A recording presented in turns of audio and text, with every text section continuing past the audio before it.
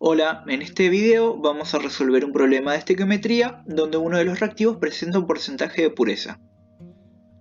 Para ello vamos a trabajar con un problema tipo, que dice lo siguiente. Se hacen reaccionar 50 gramos de hidróxido de sodio con 80% de pureza con suficiente ácido sulfídrico para formar sulfuro de sodio y agua. El enunciado general básicamente nos indica cuáles son los reactivos y cuáles son los productos. Además nos da un dato de la masa de uno de los reactivos y el porcentaje de pureza que tiene el mismo. Luego del enunciado general tenemos dos ítems. El primero nos pide que calculemos los moles de ácido que serán necesarios para que la reacción se dé de forma estequiométrica. Y la segunda nos pide que calculemos los gramos de sal que se producen si el rendimiento es del 85%. En esta oportunidad vamos a trabajar con el punto A. El punto B lo vamos a dejar para el próximo video. Bien, siempre que trabajemos con problemas de estequiometría, lo básico es el planteo de la ecuación química. ¿Sí? Primero planteamos la ecuación química, la balanceamos y luego vamos a pasar a los cálculos estequiométricos. Bueno, voy a hacer entonces acá abajo el planteo de la ecuación. Tenemos hidróxido de sodio que reacciona con el ácido sulfídrico para obtener sulfuro de sodio y agua. Para balancear la ecuación voy a agregar un coeficiente 2 al hidróxido y un coeficiente 2 al agua. Ahora voy a calcular las masas estequiométricas de cada uno y vuelvo.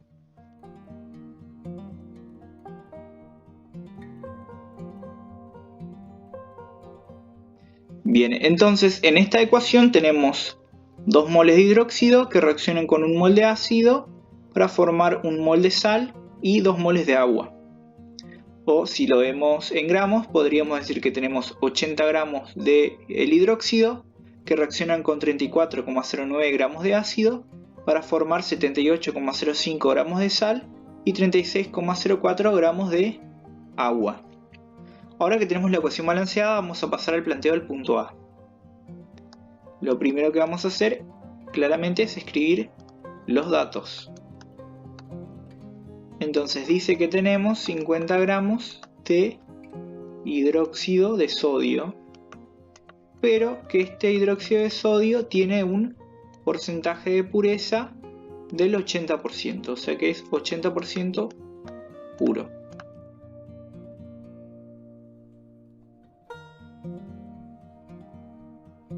Bien, entonces ahora lo que tendríamos que hacer es interpretar el concepto de pureza, ¿sí? Cuando hablamos de pureza en química,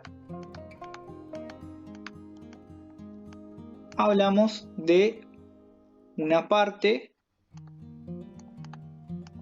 de una muestra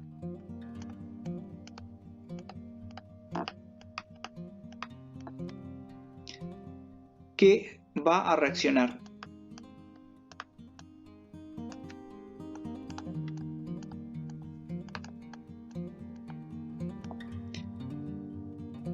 Y que tiene composición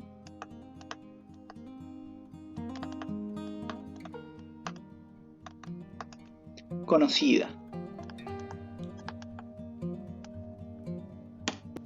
Bueno, entonces analicemos lo que ocurre en este caso.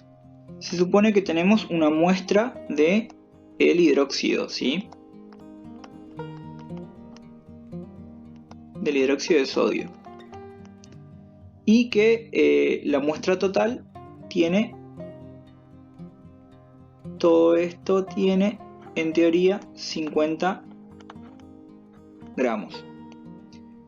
Bien, pero nos dicen que de ese total solamente el 80% es puro y que hay otro porcentaje que representa impurezas, o sea que del total 80% es puro y el 20% restante es impuro, es impureza, ¿sí? Las impurezas son la parte de la muestra que no va a reaccionar, ¿sí? Puede ser cualquier tipo de compuesto, puede ser agua por ejemplo, o otro compuesto que no forme parte de la ecuación. Bien, entonces en este caso sabemos que el 80% es puro y es lo que va a reaccionar, y lo que deberíamos hacer es calcular la masa que representa ese 80% puro, ¿sí? ¿Cómo lo vamos a hacer? Por una regla de 3 simples. Según la consigna tenemos 50 gramos de hidróxido, ¿sí? O de una muestra de hidróxido. Bien, es todo lo que tenemos del hidróxido, o sea que sería nuestro 100%. Es la cantidad máxima. Pero sabemos que sería el total. Pero sabemos que de ese 100% solamente el 80% es puro. Entonces por regla de 3 simples vemos cuánto sería ese 80%. Hacemos 80 por 50 dividido 100.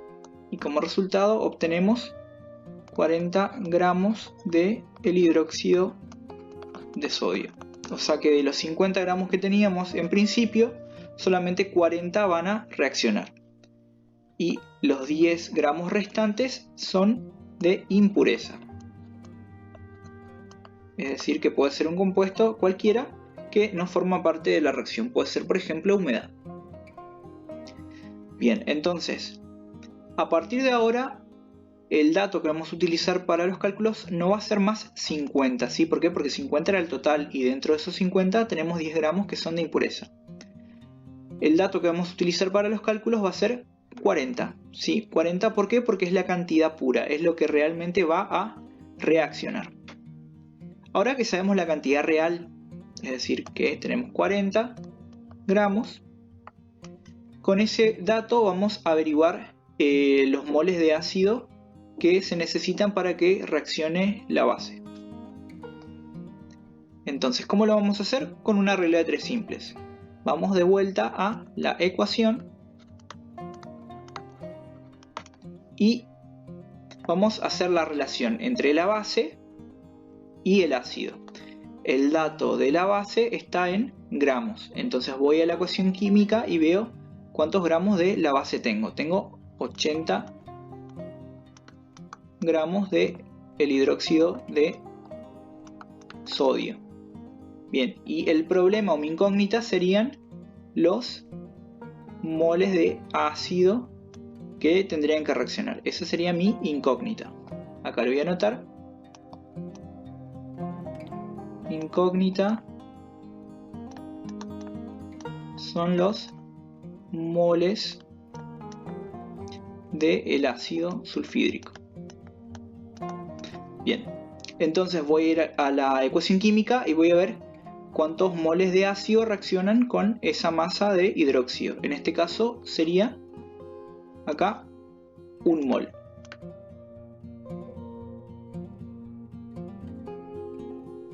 Bueno, según la ecuación, por cada 80 gramos de hidróxido reacciona 1 mol de ácido, ¿sí? Pero recordemos que en la práctica esa cantidad de hidróxido puede ser mayor o menor. En este caso, de hecho, es menor, ¿sí? En el problema dice que tenemos solamente 40 gramos del hidróxido. Tenemos justo la mitad. Entonces tenemos que ver qué cantidad de ácido se necesita para que reaccionen estos 40 gramos de base por completo. Multiplicamos 40 por 1 y dividimos por 80. Y como resultado tenemos 0,5 moles del ácido sulfídrico. Entonces, si tengo 80 gramos de la base, va a reaccionar 1 mol de ácido. Pero si tengo 40, que es lo que pasa en el problema, va a reaccionar solamente medio mol del ácido. Y este sería el resultado final. Antes de terminar, repasemos brevemente lo que hicimos. En primera instancia, planteamos la ecuación química balanceada. Luego anotamos los datos. Al anotar los datos pudimos ver que la base tenía un porcentaje de pureza, que en este caso era del 80%. Entonces teníamos que averiguar qué cantidad real había de esa base. Es decir, averiguamos a qué masa correspondían ese 80%.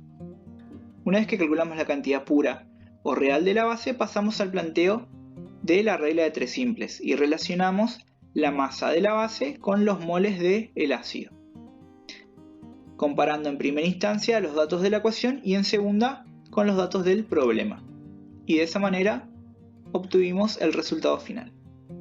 Con esto terminamos con este tercer video. En el siguiente video vamos a ver un cálculo estequiométrico con rendimiento de reacción.